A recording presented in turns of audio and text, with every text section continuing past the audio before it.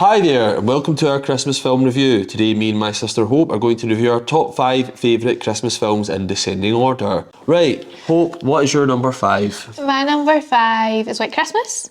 It's White Christmas because I wanted to do an old film in my top 5 because I just feel that I just kind of had to because it's Christmas movies. I didn't want to pick Miracle on 34th Street because... It's shit. Oh, that's funny. I've never seen the original. I've only seen the one with the little girl from Matilda, which I don't actually know her name. Richard Attenborough. Yeah. David Attenborough's brother, Dickie. Just because I just, like, it's neither here nor there for me. And then, what's the other really big Christmas one with James It's a Wonderful Stewart? Life. It's a Wonderful Life. Like, I don't ever go to put that movie on. To me, that movie's sad. It's just sad throughout. Yeah, and the payoff at the end isn't worth the 3 hours of misery on the way. Do you know what I mean? Like, it's really not for me. So at least that's like an older movie where it is basically like joy to joy. There's a 3/4 dip of like, oh, something like it's all going to work out, but like it's very like light throughout. Plus, I do love Bing Crosby and I love Rosemary Clooney. They both have tremendous voices, and it just looks so lovely as well. Like, I really do enjoy that. It's very wholesome. It's very old Hollywood in the nicest way possible. Yeah. I don't know if I've ever watched it all the way through. Oh, really? I've always just seen bits. I've seen like the children singing at the end and stuff. It's very wholesome. Yeah. I thought people looked different back then, even though the style was different. Like, human faces were different back then. Although that's meant that iPhone thing, Yeah, I was just going to say that's meant to be a thing, and Huberman was talking about that and like the iPhone thing. Did you look at your Spotify Wrap? I'm top 1% of his listeners this year. I don't listen to podcasts on Spotify. I listen to it on the Apple. You do? app. I listen to Founders on the Apple app for some reason, right. but like everything else. My Spotify Wrap this year was so embarrassing that I can't publish it. Oh, really? It was like proper crap dance music that I've just been listening to in the gym. But like last year, mine was like Labyrinth, Dave, Queen. I was like, God, I'm so cool. And this year, Mine's is solid this year. Nice. Many minutes. Oh, I can't remember. I'll need to check. But the top songs, there was a lot of like what I listened to for exercise, which really messes up my like the cool. Yeah. Because usually mine is predominantly like 90s hip hop, and then it was really some like dance music. Yeah. But my top 5 was Frankie Stew and Harvey Gunn, Rosalia, Stromae, Luciano, and Labyrinth. Yeah. I was like, I mean, cool. And also that 3 of the 5 are non-English. I took that as a good thing. I will not say mine. I will just say that David Guetta is present. I know, I was ashamed of myself. I wouldn't. I don't know where that came from. It must be gym stuff. I physically don't know though, because all the people on it, I was like, I don't listen to any of these people's songs. Or it must just be like one song that I've listened to a lot in the gym. Yeah. Bugsy Malone on it, that's my only like redeeming quality. Right, my number 5 film is Trading Places. I don't know why I had to look there because I know what it is. It's Trading Places. To be fair, I'll need to look at mine. Yeah. I adore this film. My sister made some very good points earlier that you can watch it any time of the year. The plot is good outside of it being based Around Christmas. at Christmas, which I think is a sign of a strong plot. Yeah, I do. It doesn't need to exist at a certain time of year to be relevant. And I love it. It's very Christmassy. I think it's peak Dan Aykroyd and Eddie Murphy and Jamie Lee Curtis. I think they're so good in it. I love them. And it is also during the go-go years. Hold on. Oh, yeah, that's fine. Which I find very aspirational, and I know they weren't good for a lot of society, but I want to be one of those greedy Wall Street traders because it just looks so fun. They just look so chic with like their overcoats and their gloves. Like everything just looks really nice. But the good thing is that as much as it shows the nice aesthetic of that, it shows the seedy underbelly of it. And the exact opposite. Yeah, I mean, a lot of the time these people aren't happy and also have malevolent intent.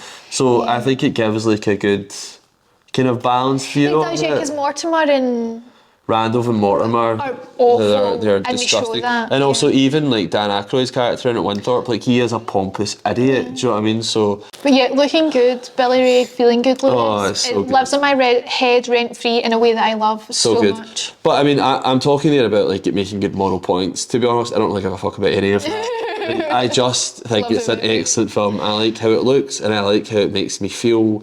I think it's all played really well. And obviously because it's of a certain time period, it looks very much of that time period, even with whatever lens or film they filmed it on.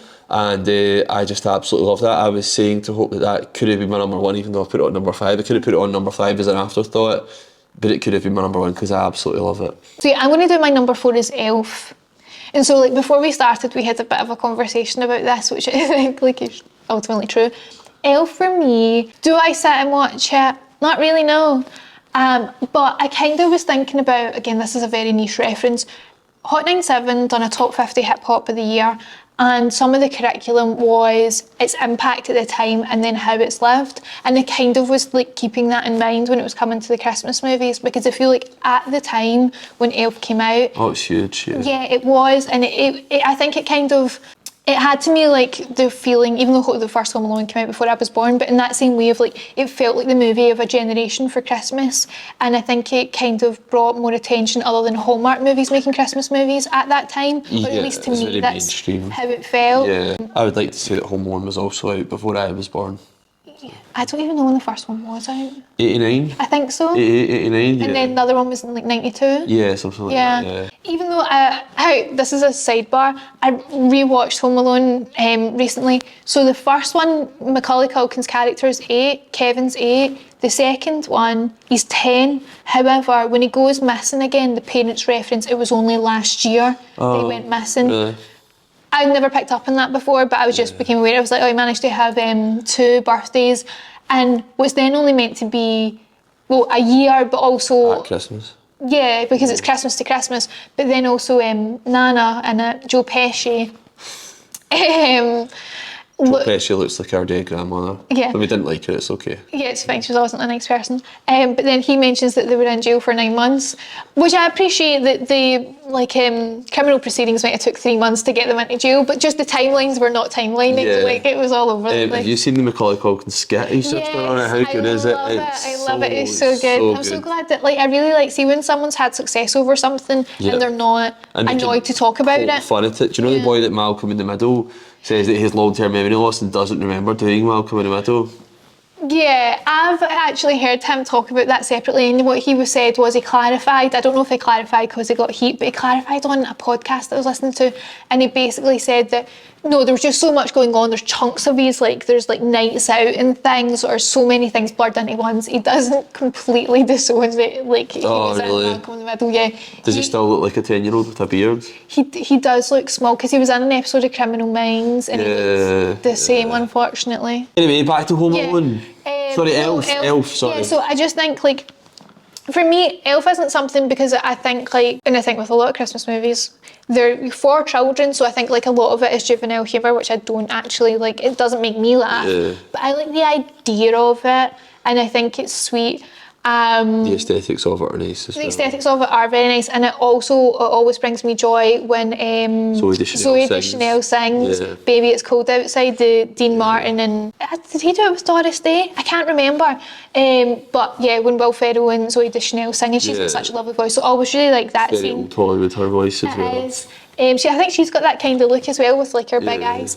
But yeah, so that's my number 4. It's not like a movie, the It's exact Hallmark, opposite. It's good but shit. Yeah, exactly. But I was going to say the exact opposite to Trading Places. It doesn't hold up at any other time of the year. It's not independently a movie that I would watch. But for the time period that it came out, for its kind of bringing attention back to Christmas movies, and it being a Jon Favreau, who I also have a soft spot for. I like Jon Favreau. I love Jon Favreau. Oh, and him and Roy Choi are setting up a chef booth in Vegas because of the movie Chef. Oh, really nice. Yeah, which I'm excited about, even though it's not relevant to me in any way, because am I ever going to go to Vegas? Unlikely. But yeah, so Elf is my number 4. What is yours? My number 4 is, and there's going to be some controversy here, Die Hard, which I believe is a Christmas film. It takes place at Christmas. It snows. The aesthetics are very Christmassy. They do have Christmas decorations up in the office building as well. Yeah, I'm exactly. Sure And also, it is Christmas. the 2 of them are based at Christmas, and then there's one subsequent to that, which are all crap. So, Christmas feel does add to it. Yeah, I'm trying to think now which of I've seen. The third one's with Jeremy Irons, and it's in LA in the summer, and he is meant to have been Alan Rickman's brother. Oh, yes. And there's a 4th one, not years and years later, it was kind of more modern. Yeah, and then there's, I think they've done more than that as well. Oh, really? Yeah, and he's I'm not familiar on with those. the wing of a jet at one point that's flying. Aren't we all? Yeah, so crawling about in the vents. Very fast and the furious. Yeah, well, exactly. So it kind of went that way. Do you know what I mean?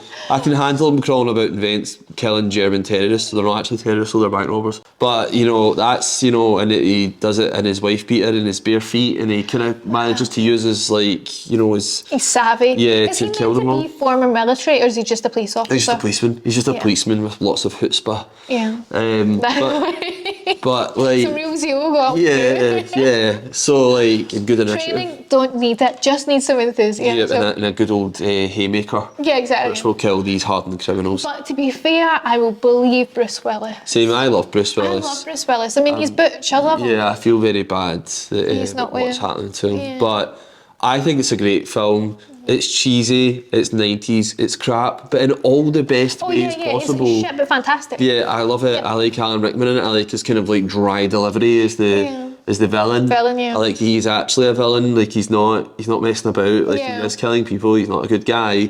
I don't really love the mad friendship with the policeman outside. You know, the guy that eats the Twinkies. Yeah. And it's like, I think that's a bit crap. But I love it. It's very much of that time. The like principal from Breakfast Club's in it. You know, the teacher that puts them all in detention. He's the pure dick policeman outside. It's like everybody out here's covered in glass. You know, I totally forgot about that until you said that. Yeah. Yeah, but I just love it. I love how it looks. I do feel that it is a Christmas film. I know, I think it is, and I feel like people have come to establish. Yeah, that well, it is a I Christmas think that. movie. Look at it when I was doing my research for this. I done like a online search of like top Christmas movies. and it was in multiple lists. So I think it's a Christmas film. If you don't, you're wrong. And I absolutely love it. I actually haven't watched it in a while. I think I will. Yeah, it's making me want to watch it, to be fair. But I also kind of think for Christmas movies, it's what makes you feel Christmassy. Do you know what I mean? Yeah, that's true. For me, the official start of Christmas is always the Coca-Cola ads. Like, that's it. And I always notice the first Christmas tree that I see up, like in real life. Yeah. And like those kind of things like symbolise the start of Christmas for me. So I think if you have a particular movie that you feel is Christmassy, it's Christmassy. Well, that's true. Christmas is ultimately a frame of mind, isn't it? I mean, it's a big marketing concept, really. So, I mean, fuck whatever movie you like, you like. See, for me, like films of that period, like 80s, 90s, Christmas and stuff, like, and just the aesthetics of like the American airport and people wearing trench coats and stuff, that was so aspirational to me as a child. Yeah. Because it looked American and comfortable and wealthy. Yeah. And like, we didn't have any of that, and I wanted it so fucking bad. So there was just such nice connotations attached to that. To me, it's like so desirable and aspirational to me that I absolutely love it. I do think that also, like, especially growing up in like 90s and noughties, there's a lot of American movies and TV programmes. Also, it's still dominant now for like a UK market, but I think there is a lot more UK stuff now. Yeah, very prevalent. But I think that's why like the American aesthetic of that time seems so aspirational, because it was all what we seen in movies. But I do like, because I see people posting now, they're like, what did Kevin McAllister's dad do with that house? Yeah. What was this man's job? He's passed away now, sadly, that guy. Yeah. But I think that's the thing, like, so aspirational because it's so ridiculous, but as a child's mind, you didn't realise how quite ridiculous that was. Yeah, I didn't realise what the mortgage payments were stinging him on that house. Or how many that flights. man was doing a crime at Christmas. He wasn't actually in legitimate business, because there's no way. He was definitely in finance for sure. Yeah. So my number 3 is the Dr. Seuss is the Grinch, the 2018 animation. I haven't saw this. Oh, so I only saw it for the first time last year, and it was one of those things that was on Netflix, and the thumbnail just got me. It looked really, really pretty. And so I watched it again this year, and I also rewatched, in preparation for this, but I also wanted to compare and contrast the Jim Carrey Grinch. Oh yeah. And what's your thoughts? do you know what I actually thought? See, when I was rewatching the Jim Carrey one, I thought, see if they had just changed the score and the ending, because obviously it's a happy ending. I was like, this could be a horror. Like, he's terrifying, isn't it? He's so scary, he's so villainous, those contacts, he's creepy as all hell. But also the people like of Whoville, it's a little bit like darker toned, or a lot darker toned compared to the cartoon. But I thought it's very teetering on the edge of like sinister. Yeah, and, a lot of kids' films were like that back then, with Tim Burton movies that were kind of disturbing and had like, weird undertones and. Yeah. And I think that is right, just above them, because I think like the Tim Burton ones, they do very much have like the undertone of like Nightmare Before Christmas. It's meant to be kind of sinister. Yeah, I found all those very traumatic as a child. Yeah, you really did. They are They're just a mad aesthetic like of them, like kind of Adam's Family house, weird, creepy, dirty. Yeah, it it just really unsettled me. Yeah, And I tried to watch Wednesday. I loved it. I loved and it the so aesthetic much. of that unsettled me now as an adult. I was like, oh, I don't like this. Oh, I loved it. It's right up my street. It couldn't be more up my street. Yeah. But although I'm slightly worried because they said that the second season of Wednesday is going to be a lot darker, and really? I might have to bow out because I am a frightened little child when it comes to anything. Anyway, back to your point, sorry, about Yeah, so Grinch. when I was rewatching the Jim Carrey version, I was like, God, this is like, that was all that I could think. I was like, literally just change the score and this is horror. Like, it was just so kind of like sinister. And I think the animation of 2018 is the exact opposite to that. Everything about it is so bright and light. It's just so pretty to watch all the way through. It's also, I think it's like the perfect length. I think the Jim Carrey one is like quite long, or it felt quite long to me. And I think we seen that in the cinema, and I thought, God, we must have had good attention spans as children, because as watching it as an adult, I was like, this is basically 3 endings. Like, it just keeps going. Yeah. The cartoon doesn't. I feel like it has a nice arc and it's good. And I also liked with the cartoon versus the Jim Carrey one, the cartoon, he is just this cute little Grinch, and then people are mean to him, and then he isolates himself, and then you can see like why he has become this like negative person. Yeah. But however, in the movie with Jim Carrey, he starts off being like mischievous, and then he has something backstory. You see, so basically they talk about how kids are like born and they come in like the birds and they're laid at Oh, do they? That's cute. And it's so funny because I will say though, for the Grinch movie, the little girl that plays Cindy Lou Who is phenomenal. Like, she's so good. She carries that movie as well as Jim Carrey, obviously. But so it's meant to be like the common storks, but as the Grinch is in his wee stork basket, he's like hitting someone out the way and then giggling about it. So he's a villain so from the beginning. Oh, that's so funny. I mean, it is, but I think like what I liked about it being for like children, it was like you treat someone bad and then they will become bad. And then you treat someone nice and then they'll become nice. So I like that, as opposed to like with the movie, it was like he was already like a bit of a little shit, and then he had something bad to him, and then he completely disappeared. Nobody's inherently bad. Yeah, exactly, and they were making it seem that way.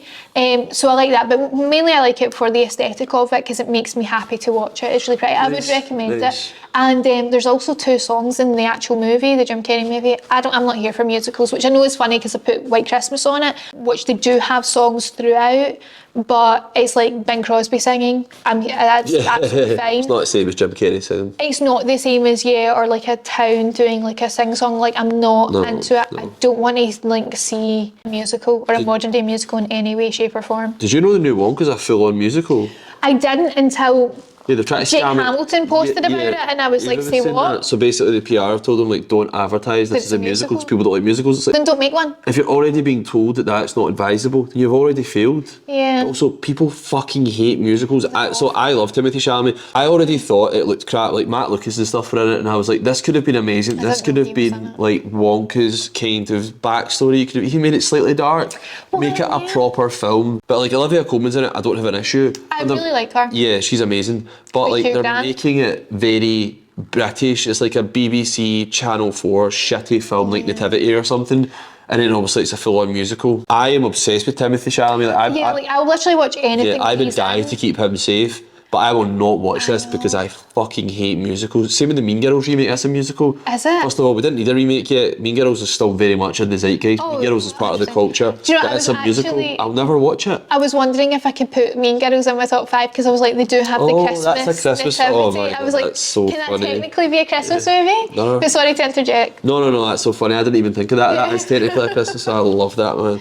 Just any musical, like, I'll never watch it. Don't make it a musical. I hate them. I don't know why they would make it a musical. And that's like, I can't remember who was saying this, but they were saying that the original Willy Wonka was actually good because Wonka, you were like all the way through it, does he actually want to be killing some kids? That's what kept you kind of gripped, because it was like, is he a villain? Is he not? And like, I can't remember who it was, but saying like, that's why it was good. That's why it was good for like a kid and an adult audience. And I think like, especially with Timothée Chalamet, who's such a like great character actor, you could do so much with him, so why not use the spectrum of his talent? Just made it a shitty, Kids like, musical. caricature children's film. Yeah, I can't believe he attached himself to that, you know that. I wonder what it was pitched to him as. I think it was pitched to him as like a better. Yeah, and like a big deal, and then they've just watered it down and made it absolutely crap. I mean, I think it will be a big deal because he's in it. But for me, as soon as I saw the advert as Hugh Grant as the Oompa Loompa, I was like, well... Malcolm for me. I was like, I haven't seen him in the clip. I finally got rid of him off British Bake Off and appearing in a fucking film. I hate him. Also, Musicals. yeah, just so random, on How to Take Over the World podcast, he just said Napoleon is the worst film he's ever saw. Really? Like, they make Napoleon out to be an incel in it. Like, totally inept, no charisma, no intelligence, just kind of bumbles his way through defeating people who are even stupider than he is. Well, see, I listened to Joaquin Phoenix was on The Real Blend, and he said I'm in his serious research about that, by that's the what he way. found out, that in terms of his behaviour, he was just this petulant child that was actually really terrible around women. Everything I've heard is to the contrary, but however, go on. Yeah, so, well, I mean, I don't know, I've never independently researched this at all, but I do stand Joaquin Phoenix. He is like one of the best people on this earth to me. But yeah, so he had said in his research that he had found out that basically, yeah, like he was really socially inept, and the woman that he ends up with, I don't know her name. Josephine, I think it is. Yeah, I think you're right. She was actually the only person that ever like took interest in him, and then he was like, well, oh my God, I love you so much. So yeah, so like, but I don't know, but I don't know because I've never independently researched it. So the thing is that she did run all over the top of him, right? And I think he was a wee bit with her, like, well, even if you don't love me, I still love you. Yeah. But in terms of charisma and intelligence, like, he managed to get all these people to follow him. I think in like 50 odd battles, he lost 4. Yeah. Do you know what I mean? Like, hyper intelligent. Also in this, they show him like he's just like sitting around pissing about all the time, but he was actually one of the most like hyper functional people ever. Yeah. Like, I think he stopped over on an island for a week and like reinstalled a new government, reinstalled democracy, paved the roads, overdone their schooling system. Yeah. Like, he's one of those like, I don't stop people. It really, really bothers me. And also Ridley Scott, an Englishman, making out this Frenchman's really inept. He then gets absolutely trounced by the English, which ultimately, obviously, he eventually did. But it just doesn't sit right with me. Also, the guy that wrote it is that David Scarpa, I think his name is. He's done a few really crap films. Gladiator 2. I know, I like... No, with that guy at Normal People, whatever his name is. Oh, I don't know. Paul Mescal. Oh, right, okay, I don't know. It was him. It's like, couldn't he box eggs, but he's going to be playing for... Of the moment. But I know I had heard that they were making a second one, and there was apparently a script to make it that Maximus comes back. Luckily that's not the case because obviously, He said. spoiler, he died. But Ridley Scott was saying in his interview with the Real Blend guys that there's a version of a script out there where they have a way to make him come back to life, which I think is terrible, and I'm glad that's not the way it's happening, because the happy ending is that He Maximus gets to go back return to his family. wife and child. Yeah. Hold on. Yeah, supposedly this is meant to be about Lucius, you know. Oh, the son? Yeah, Oh, right, Joaquin okay. Phoenix's nephew. So is that what Paul Mescal's playing? I think Have you he's got- playing that. Well, I think yeah. that makes sense for him to be him. Although I didn't realise Ridley Scott made The Good Year. Oh, I really? rewatched it the other day and I Nice. was like, but it's also Russell Crowe's called Max in that, which is always funny. Oh, that's funny. So do you know when Quentin Tarantino says that you shouldn't make films for too long because you lose it and aren't aware that you've lost it? I think he's speaking about Ridley Scott. Like, and also, have you ever watched Ridley Scott at a Hollywood Roundtable? He should have me stamped on his forehead and just like, I am so clever and I am so amazing. Two things. So again, I'll also always mention the Real Blend podcast. It's just like they are my like Bible of film reviews. But firstly, on saying about Ridley Scott, so the Real Blend, if you're not familiar, they have 3 guys that interview. They also have a producer, but they have 3 guys that interview. I can't remember what the last movie was where they were interviewing Ridley Scott, but basically when Jake asked a question, he answered a question, not Jake's question, and that was like consistent through the full interview of just like, I'm saying what I want to say as opposed to answer the question asked. Yeah. And then on this one, it was Sean, so there's Sean O'Connell, that's one of the guys on it, and like everyone was asking a question and they also build up their questions to like take off of each other, and then it kept segueing because Ridley Scott was just like, Sean would ask a question and he would talk about something completely else. And as I was watching it, because they also like upload it on YouTube, I was, is he older and he was trying to take that question on board and answer it, and then he segued and he's like forgot where he is? Or is he just wanting to say what he's wanting to say? Just memorise bullet points about why this film works. I don't know. Well, he was telling like stories from like previous times of how he learned things. Yeah. I'm not sure. Yeah, the other thing I was going to say is that apparently Ridley Scott has a 4-hour director's cut of the movie, and the guys were saying... Does that with a few films? That's like a thing of his. But what the Real Blend guys were saying is they don't know because they've not seen it, but they think that a lot more of the actual story and the performance between like Joaquin Phoenix and I can't remember the leading lady's name, but I've seen her in a movie. I'm blanking on what it is, but basically she was up for like an Oscar race in the Shia LaBeouf movie, and it kind of segued because of everything that happened with him. But apparently there's a lot more or they suppose that there'll be a lot more of the storytelling between those two in the director's cut, and it's more the battle scenes that are in this one that's like coming out to cinema release, which I think is a shame. That always bugs me. I get that it's really difficult to make like the big battle scenes, but for me, I'm wanting to see a character actor like Joaquin Phoenix get to act, not just be little snapshots between amazing like battle scenes. I don't even know if I'll watch it now because I don't want to validate it, because they're undermining someone who is a hero to me. And I know that War and Empire are bad, but he is a hero to me because he was a genius and he got a lot done. He's a very high agency person, so I don't like the fact that they've completely undermined who he was as a person and made him out to be some sort of bumbling idiot. You don't reach that level of success by accident. No, for sure. I don't know, I'm interested to see it, and like I will basically watch anything that Joaquin Phoenix is in, because again, he is like my Lord and Saviour. He's a nice person. Oh, he's so nice. He's vegan and he made this film recently, and he was part of promoting it, and so was Rumi Mara, his wife, who's also vegan, and they were just standing being like, you know, if you can just share this with like anyone, and I'm like, I will. I liked it. It's like, I grew up in a loving family, so when I got to school and people were threatening me, that was fucking terrifying. He's so sad. That's so sad. Real. Also, that was my exact experience of school. Yeah. Like, why is people being mean for no reason? That's really good. That's the interview with Kevin McCarthy from The Real Blend. It's fucking terrifying to me. Yeah, when I seen that interview, I was like, wasn't expecting him to say that. So it was simultaneously hilarious and unbelievably awful that a little child has had such the presence of mind to feel so uncomfortable at school, because school is fucking awful. And it was, like you say, like your exact experience of school, being like this emotionally like intelligent child around kids that aren't. Yeah. My number 3 is Home Alone. Okay. I mean, Home Alone is such a generic choice for best Christmas films, but as I've spoken about before, like, it just looks amazing. Like, it's so aspirational to me. It's so Christmassy. I feel warm and fuzzy throughout. I enjoy the slight air of threat with like Joe Pesci and that, trying to break in and him defend himself. Yeah, it is a bit dark for a Christmas film. They make it really light-hearted that these two men really want in that house, determined to get in that house. They don't mind that there's a little child there, and they're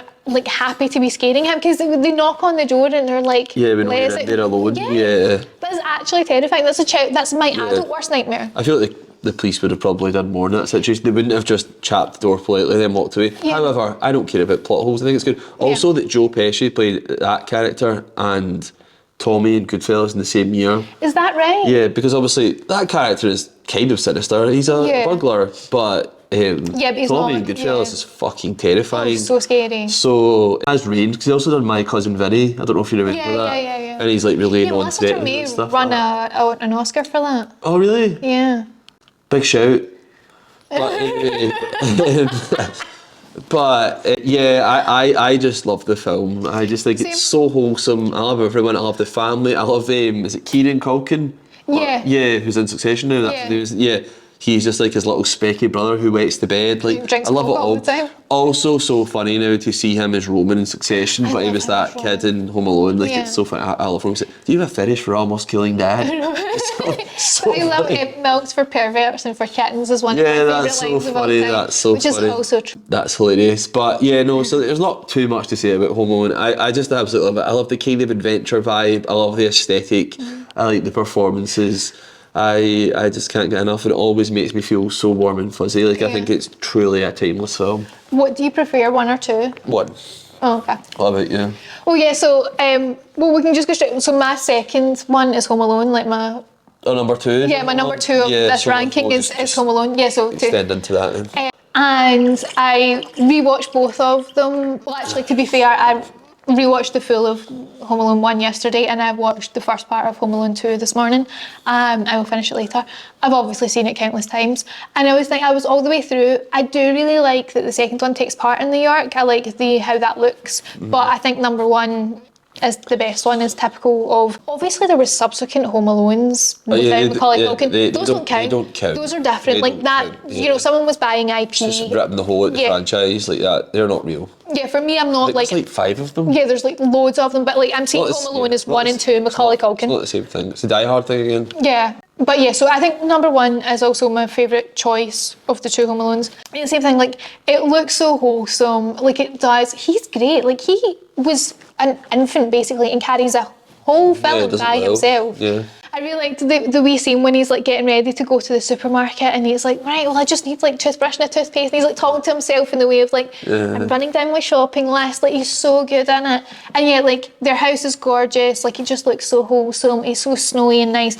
His family though are absolute awful bastards. Like Yeah. I was watching it as an His adult. uncle was a fucking prick. His uncle Uncle Frank, he's an absolute twat. Yeah, when he screams in his face because Kevin wants like is looking for his margarita pizza, and then like Buzz is already eating it. yeah, and he's talking about like, oh, I'll barf it up for you. He's awful. Yeah. And then like Kevin like accidentally spills something again. It's a child that spilled something, but his dad spills something and disrupts the full table, and no one says anything. Yeah. And then Uncle Frank screams in his face. It's like, this is a small child. Yeah, it's not cool. He's not, and then also like then no one chastises Uncle Frank. They all give Kevin into trouble. I'm Yeah. like, what is this family's problem? But that was kind of how parenting was done back then. Yeah, That's it's very awful. much the style of family infrastructure that we had. Yeah, just like, yeah, let's demonise The the adults innocent could do child. whatever they want with impunity, Yeah. and let's take the piss out of the children. So yeah, Yeah, which that won't be the model that we adopt when we have kids. I mean, I'm not going to have children, which I also, all the way through it, I was like, she is a bad mum, but I would never be in this situation.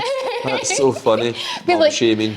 No, but like throughout it, because... I mean, if you forget your child twice. yeah, I think because it's when I a was real watching incompetent mother. the second one, and she's, like again, like they send Kevin up to the room, they're not arsed. Also, can I just say, there was also a family full, or a household full of adults, and the wake-up call is like, it's not down to them to wake everyone up. There's other sets of parents in this house. Yeah, I like, agree. wake I yourself agree. up. Yeah, and the second one, like she's joking. So there's a police officer in the second one that's actually taking them seriously about like your kid isn't here, as opposed to the first one, they're very dismissive. And then she laughs, and then obviously at the end of the laugh, she's like kind of teary-eyed. But it's like, again, how did you forget your kid? Also, when she's running through the airport, I get that you're in a rush to get on your plane, but who's meant to be 10-year-old, you're not going, here's my 10-year-old. Will I hold his hand through this busy airport? Again, obviously you need these plot holes to make for the movie, but I'm just like, she's a shit mum. Yeah. But I do really like it. The first one's great. It's super wholesome, and it just looks so Christmassy and 90s. And Yeah, it's that, perfect. I think it's like the zenith of Christmas films of that period. for me, the 90s movies really are. They just hit right at a point of an aesthetic that I greatly enjoy. Same. So my number 2 is Love Actually. It's very British in a way that I enjoy, that I think Richard Curtis does very well. He does. Obviously not everyone in it is a great actor. Oh, I mean, there's a few people in it that aren't very good. You know, Martin Freeman isn't a very good actor. That tall guy that used to do the BT adverts then disappeared off the face of the earth. I don't remember who that is. He's the guy that goes to America to get a girlfriend in it. Oh, Do you remember he yeah, used to do he the was in BT he was in that adverts? sitcom like My Family or something. Yeah, remember what that's it's called. right. Yeah, that guy, there's he a lot- did do the BT ads for a really long time. Yeah. They had a kind of undercurrent in it that he was like romancing an older woman. And I don't It was remember. kind of a series in the adverts. Yeah, I remember that it kind of had a storyline, but I don't Yeah. remember what it was. But that being said, I love it. It's so wholesome. I fucking love Liam Neeson. Maybe not the action films that have been taken slightly too far. But he's really nice as well as a person. Oh, he's a Interviews. wonderful man, and he's just like so wholesome.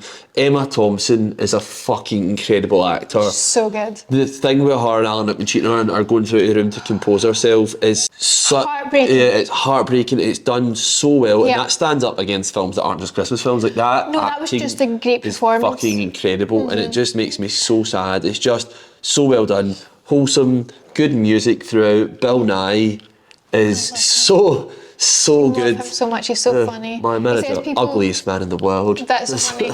He says people quote that line to him all the time. I was watching his GQ, like most like notorious parts. The kids don't buy drugs, become a rock star. Oh, and they give people them give them to you for free. Apparently That's people so shout that. funny.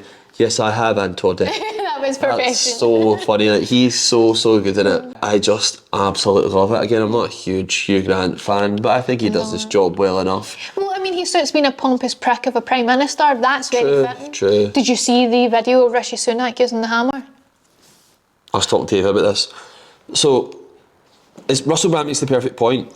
So not only have you never used a hammer, have you never seen anyone using a hammer? And also, it's not It's designed made for to your be hands. rolled like that. It would feel awkward. My only thing I can say is that, I mean, it's still not great, but do you know, because obviously sometimes using a hammer, it's quite hard to be accurate. So has he just been messing with it and just went, oh, well, the flat side, there's a bigger surface area I there? don't think so.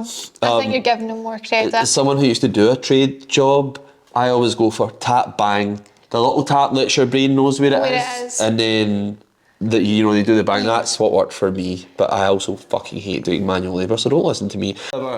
Yeah, we're being kind of generous. I just think he's never ever seen someone using a hammer. No, I don't think he has. It was incredible. Oh my god. A link's just went out. Please just excuse it. Yeah. No, I just like that was what an embarrassment. What do they not have someone just do a tutorial for him beforehand? Like that's so funny that they literally just took for granted that he would know how to do it and then filmed it and aired it. But also, like no one went, right, Rishi, that ain't it. Yeah, and also, why would he ever use the hammer? No, as if he's ever done He anything doesn't for put up his own himself. shelves, does he? You know what I mean? But it was. But also, you've not seen it in a movie. You've not seen it in a film. Incredible, honestly. Please watch it. Have you seen Munya Chihuahua's like thing of it? No. So he spoofed it. Oh, it's wonderful. My God, that's class. You have to follow him on Instagram. He's hilarious and he's so quick. Like whenever someone does something embarrassing, next day he's got a full like song about it and it's brilliant. Funny. But it's like Rishi making a cup of tea. It's great. He goes and gets bathwater because he can't turn on the kettle. Like it's fantastic. So funny. That's so funny. Hold on. No, Love Actually. Love Actually was my number 2. Yeah. So sorry, Love Actually. Love Actually. Wonderful film. Feels wonderful. I think all the storylines tie in very, very well. Wee Girl's performance at the end is absolutely incredible. She's so talented. I remember, I don't know if it was in the DVD commentary back when you used to have DVDs. I also listened to that, yeah. And they said that they tried to put in breath sounds as if she was like more, like less good than what she was at controlling her own voice to make it more believable, but she was literally just that incredible. good. Yeah, absolutely loved that. Yeah. Right, what is... Surprised she hasn't come out as like a pop star since. I think she did a lot of like Nickelodeon stuff and that. Okay, after. fair enough. Yeah. Also, it wouldn't be for my market, so I just wouldn't know that. Yeah. Well, actually, I'll say on Love Actually, I do think is an absolutely superb film. I didn't put it on my list because both the Emma Thompson stuff and the Laura Linney stuff makes me so sad. It's sad. I don't actively watch that movie because those are such wonderful performances throughout. They're so believable that they make me so sad that I don't watch that movie. I always fast forward the Laura Linney bit with her brother because it's just really depressing. So depressing. It's just really sad. And the fact that she doesn't get together with Carol, our enigmatic chief designer, really makes me sad. Apparently she's also talked about that. I'm just full of stories of people that I've heard interviews, but she had just went through a breakup and so had he in real life. Really? Yeah. So they weren't like together like romantically or anything behind the scenes, but they just very much did like have this like bond. Yeah, that's nice. That's nice. That guy's great looking. That guy. Really handsome guy. He's the bad guy in 300. Xerxes. Oh shit! Right. Okay. Yeah. Right. Jared Butler shouldn't be the lead to a movie. Can I just, talking to movies, how dare, in Rock and Roller, the two supporting actors was Tom Hardy and Idris Elba, with the lead being Jared Butler. Yeah. Who, what, where, why, and when? How did that come to be? He has rightfully died a death now, though, so he has. He's in a new movie called Flight or Plane or... Oh, yeah, like, he does crap for him still, but he's found his level, do you know what I mean? Yeah. Straight to DVD. Right, Hope, what is your number 1? My number 1 is Trading Places. Nice, which we've already discussed, but please inform us as to why it's your number 1. It's my number 1 because it's a great movie independent of it being a Christmas movie. Agreed. All the performances are great. I believe every character is who they are when they're doing it. Like, I'm never taken out of the moment. I do think the breaking the fourth wall with... Eddie Murphy? Yeah, when Mortimer and Randolph were explaining to him stocks and stuff. Oh, yeah, that's so funny. So funny what is it they said? It's like about coffee or orange juice or something, isn't it? I can't remember, It's so funny. They're just being patronising. Yeah, that's so funny. People. That's and he just looks to the camera because it's like, amazing. obviously. It's amazing. I don't know if it's like pork is from pigs or something. Yeah, it's something like that. It's something like that, yeah. Which is actually funny, but even in that, do you know what I mean? I'm never taken out of the movie. It's just so funny throughout. I think it's such a great like character arc for Lewis. The way the story comes to be. I just love and I love Jamie Lee Curtis. I love Jamie Lee Curtis so much. I love her. Yeah. So I just love everything about it, and it's perfect film. It's a truly perfect film. Like the aesthetic of everything that like you said earlier about it, and then like if you literally took the Christmas element out of it, I still would watch that as a film. Yeah. So like it just works for me. The only thing, and I skip this every single time because it is the most like accurate sound design and the most disgusting sound design, is when Lewis is falling on hard times and he's in a Santa suit and he's stolen a fish and he's eating the fish through the beard and you can hear it and see it and it's so foul, it's so disgusting. Yeah, that's disgusting. That's proper barking. It's so foul. Yeah, it's horrible. I mean, it's very well done because it's showing how like on hard times he is, that he's literally like not removing a fake beard to eat this food. But every time it gives me the heaves so much that I have to skip that one scene. Yeah, I also skip that scene. Yeah, it's awful, but in very keeping with the film, so it's very well done. Yeah. I would also like to say that film informed me of one of the greatest songs ever, Sylvester, Do You Wanna Funk? Oh yeah, Eddie the Murphy party scene. plays it at the house party. Yeah. And I've been obsessed with that song ever since. I never tire of it. Yeah. It came on when me and Taylor were in Ibiza one year and I lost my shit. So I did, honestly, I was so happy with That's DC-10. funny. Yeah, that is such a great song. I have like a soundtrack playlist on Spotify and that's one of them. And every time I play it, it gives me that same like joy as if I've like not heard it in 1,000 years. It's so good. It's so good. It's so also good. a really long song. It is, Yeah, I can imagine being in like Studio 54 in the 80s with that coming on. Yeah, just dancing for like 7 minutes With straight. Sylvester Stallone and John Travolta. Yeah. Right, anything else to add? No, I think because you covered it earlier and I just think it's a great movie and if you've never seen it, definitely watch it. It's not one for kids though. No, it's an adult film. It's a very adult film. Yeah, it very much is. Yeah. But yeah, no, phenomenal film. I love it Amazing. so much. So What's your number one? my number one, and it might just be because I'm buzzing off it so much right now, is Arthur Christmas. So Eva loves Arthur Christmas and she said to me, we need to watch it. And I was like, this is a fucking shitty kids film. Like, I'm not going to watch this. And I was wrong. It's so wholesome. It's got some really heavy hitters in it. Bill Nye, James McAvoy. The voices are great throughout. That really are. Scottish bird that was in Extras with Ricky Gervais. She's the wee elf in it that can stick things in 3 bits of tape or less. Yeah, she's the wrapping paper elf. Yeah, I just think it's like, again, there's humour in it that's like it's for kids, but like adults can still laugh at it on their own. Yeah. What is it the grandpa Santa says? He's like, oh, back in the day, I just like knocked them over the head and then put a bit of whiskey in their lips if they saw me. I was like, that's a bit dark. Yeah. But like, I liked how he looked, how the Grandpa Santa, is it Grand Santa they call him? Grand Santa, that's right, well done. I like how, like, if you haven't seen it, there's kind of like 3 generations almost of Santas going on, or like almost Santa. And so he's just like a little bit older, a little bit more dishevelled, but he looks like a retired Santa. Yeah. Also, actual Santa in it, you kind of hate him because he's just an inept narcissist who can't do anything but just wants all the praise. I feel like the only person I really... Well, actually, I like Grand Santa and I like Arthur. Is it Steve? Hugh Laurie's character, Steve. Yeah, Steve. I'm not really fond of him. I feel a bit sorry for him as well, though, because he does run the show and he just wants the top job. He is also a bit of a dick. His goatee and the shape of a Christmas tree. So funny. So funny. Yeah. I also like that his little elf messages him that he's still up. I don't even remember. I literally watched this the funny. other day. I'm still up, just saying. Oh, that's funny. It's hilarious.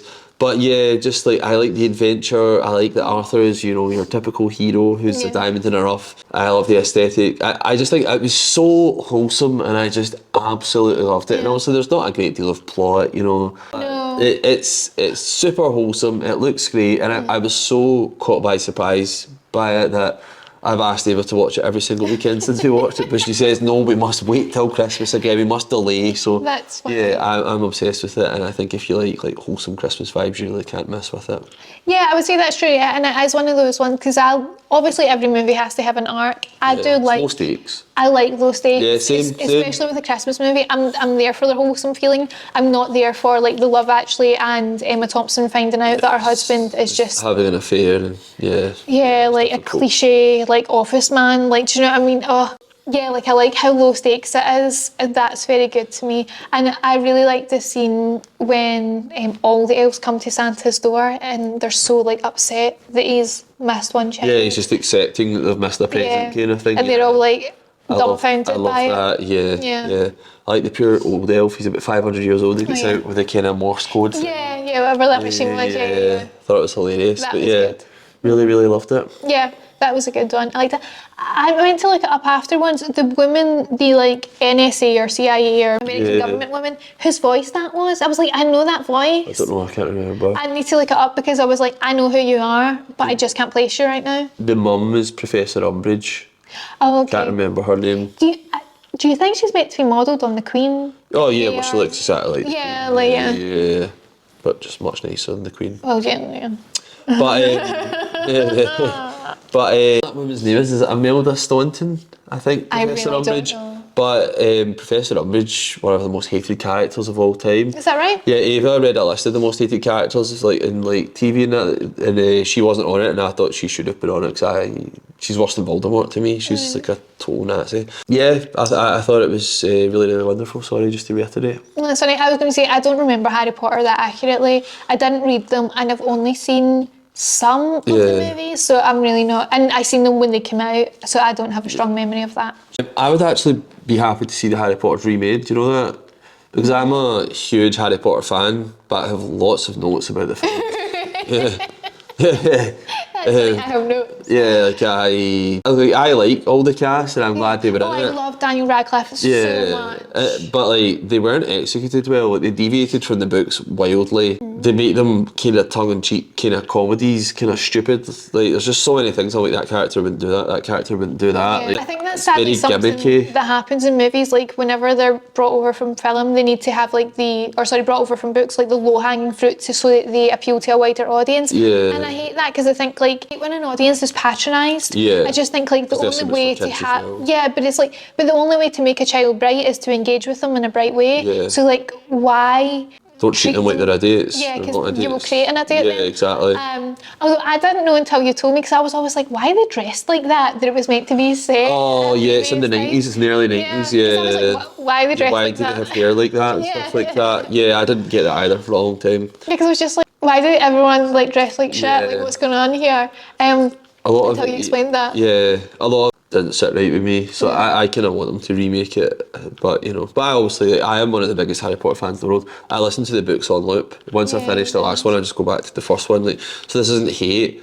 This is a member of the community. Yeah, you love it so much, you want it to be represented as it was in the Yeah, books. exactly. I just want justice for it. So. But I do love Daniel Radcliffe. I think, Oh, same. I wouldn't have changed the actors. yeah, I would have just changed how it was made. yeah, fair enough. The fact that they changed the director a lot as well, don't do that. It should be part of be the Avengers. There should be an arc planned Yeah. 10 years in advance and we should stick to it. Like, I can understand why that's difficult in terms of, because being a director, like people always say when they make movies, like it takes years of your life. Yeah. So why someone wouldn't want to like commit all Yeah. that time. But at the same time, it was Harry Potter and it was going really well. Would you not deal. want to? And I imagine you'd be very well compensated for would it as think. well. Yeah. But yeah, I always think that's like, you can see like a different creative direction. I always think that's really bad with like episodic TV when they have like directorial changes, and when you can really see like changes like Yeah, I it's don't like just a that. lack of continuity Yeah. then. It takes me outside of it, and like I remember the guy that directed the third one was been like, it looked much darker now because their characters are progressing, and no, like their characters might be progressing, but Hogwarts is still Hogwarts. You making it this Gothic man and stuff. Tim Burton-esque, and now they all just wear their own clothes instead of cloaks and that. No. Yeah. No. Anyway, I remember you having that commentary time. I did see that one. Yeah, and it did look different it to the really others. pissed me Bothered you. off. So Yeah. it did, yeah. Anyway, That's hope if you had anything else to add. No, I did go to the cinema and see Saltburn recently, which is not at all relevant, but I would love to know people's thoughts. I am desperate to see Saltburn. What was your Can we thoughts? dialogue? Right. Oh, also, do you know it's not Emerald Fennel, it's Emerald Fennel? No, and I am in love with her. I want to be her best friend. She is everything to me. I say what you're going to say, but I actually have something as well I want to say about her that I thought was wonderful. Sorry, go on, yeah. Right, so I had seen the advert for it. I was like, I want to see this, it looks good, but did I know Same. if I was going to the cinema yet? No, I wasn't sure if I was there. But she made Promising Young Woman, and like I will talk about, She was also involved in Killing Eve. Yes, I Yeah, know. anyway, sorry, go on. She's also acted as well, but the things that she She's has... in The Crown. Yeah, and I think she was also in something to do, someone said, and I was like, was she? But like Little Women or something with Greta Gerwig. Oh, And I was nice, like, I missed this. nice. But yes, she made Promising Young Woman, and I love that movie so much. I think it's such an important film. I've mentioned it before on here. It's such an important film. And I was like, there's just no way that someone can make such great social commentary in one film, and like, she's definitely going to make at least a decent movie in the second film. But then, so it was like a day the other week, and I had some errands to run, and I just happened to put on YouTube like a couple of interviews with her. They didn't have any spoilers in it, but she just said a couple of things, and I was like, I'm going to see this movie. I'm going to see this movie today. So I did. And I sat there.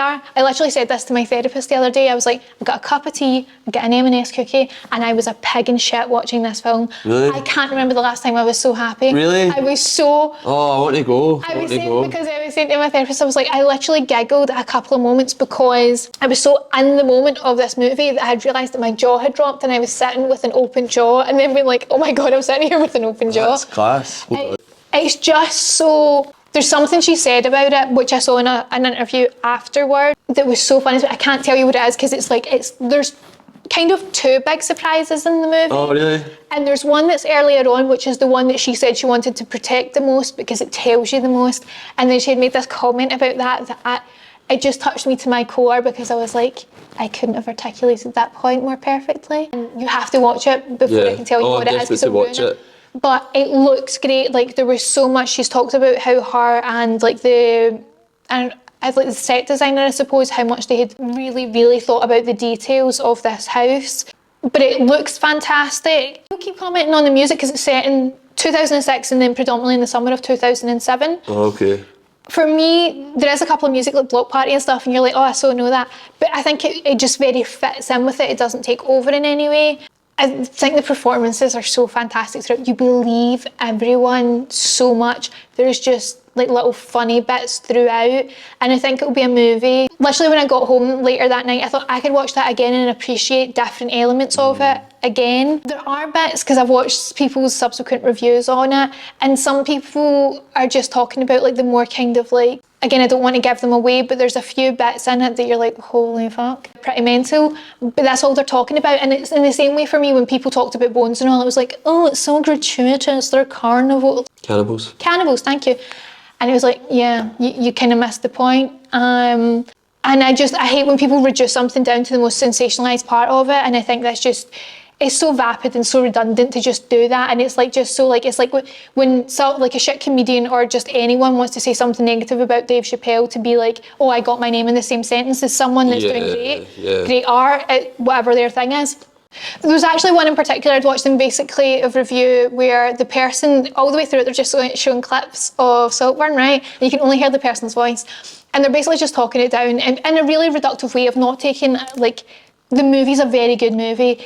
I appreciate that like art is subjective, but there's so many elements of it that you can say are good with, like, that you, even if you go, well, that bit isn't for me, there's still this element that is very good. And the person just like talked it down all the way through it, and then at the end they were like, in Promising Young Woman, once you know the twist, like it's not even worthy watching, and then you clip to it. If you've seen Promising Young Woman, you'll know what I mean here. But if you haven't, I mentioned this before, it's called Promising Young Woman because whenever a man does something terrible, they go like, oh, but don't chastise him for it because he's a promising young man. Like, don't ruin his life with the judicial system because he's a promising young man. And then it clips to the person that's doing this review, and it's a young white guy, and I'm like, of course you didn't get Promising Young Woman. Of course, once the surprise is ruined, you couldn't actually understand what it's like to be a solo woman walking the earth and how troubling that can be at times. And it was like, so of course he's reduced what is a wonderful articulation of society, of the class system in the UK. It is such an articulate read of the class system in the UK, Saltburn. Nice. I was like, it's just so good. So yeah, definitely watch it. I just saw a quick like Vanity Fair reel with her, and she was like, well, no one's nice. Yeah. She's like, I'm not nice, and I don't know anyone that's nice. And it just like in a way where like people aren't inherently not selfish. And I was like, obviously some people aren't nice, but I just thought it's such an accurate, concise read. Yeah, so Carey Mulligan in it is called Pamela, but they consistently refer to her as Poor Dear Pamela. And then someone in an interview was asking Emerald Fennell about it, and they continuously refer to Pamela as Poor Dear Pamela, which I just love that has become her title. Yeah. But yeah, Carey Mulligan is someone for me, people do recognise that she's a talented actor, but I don't think to the scale of which they should. Like I say, when you watch her filmography, or you consider her filmography, she has played so many different characters through different time periods or just type of people, and she's always compelling. She's so phenomenal to me. Also comes across very well in interviews. Yeah. Really nice person, really quirky humour. Yeah. Actually, I liked her tattoo Harrod's story. Oh, the Selfridges, yeah, that's so funny. I loved that. I absolutely loved that. It's on Graham Norton on YouTube if you want to look it up. But yeah, I was going to say, so Emerald Fennell, she also said about Jacob Elordi's character Felix, which I've only seen him in Euphoria. I've not seen Priscilla yet, which I want to. I've only seen him in Euphoria, and then, that's a lie. I've seen him in the Ben Affleck, Anna de Armas movie, but he's only in that a little bit. But he's great as Felix again. He's like completely believable in his character, which is very different to Nate in Euphoria. Yeah. What I really liked about Emerald Fennell when she was talking about like Felix and his family, she's like, especially about Felix, she was saying like, oh, he's absolutely lovely. He's like so obliging. He's just absolutely lovely until you just do anything just a little bit the way he doesn't like it.